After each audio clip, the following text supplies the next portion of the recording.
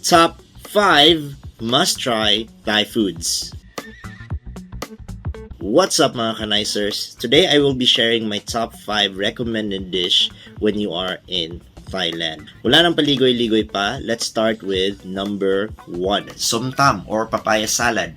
Pwede siyang kainin by itself or kainin kasama ng sticky rice. Usual halo ng somtam are shrimp, crab, papaya, beans, some peanuts, coconut sugar. Price range 40 to 80 baht, and the spicy level, it's up to you. You can also say not spicy or no chili at all. Number 2, khao soi or Northern Thai curry noodles. Nagugutom ako habang iniisip ko pa lang. Sobrang creamy, and usually may dalawang klase ng noodles ang nilalagay ng mga Thai. Merong chicken, merong beef, merong pork, and depende sa option nyo, the price varies. Okay, 70 to 100 baht. Spicy level, moderate. Number 3, pad thai or stir-fried noodles. This is usually with shrimp and peanuts, so if you are allergic, please be careful. Price range is about 40 to 70 baht. Sobrang affordable. Number 4, tom yum, a very popular sour soup in Thailand.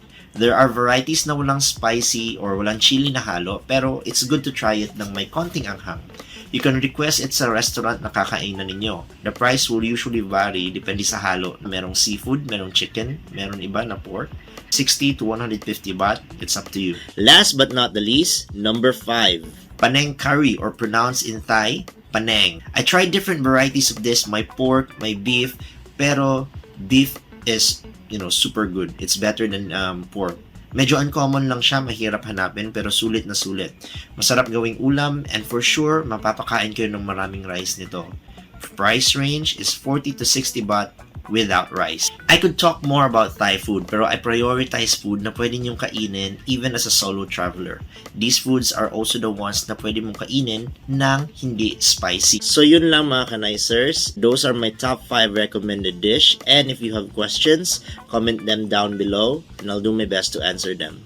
See you next time. Peace.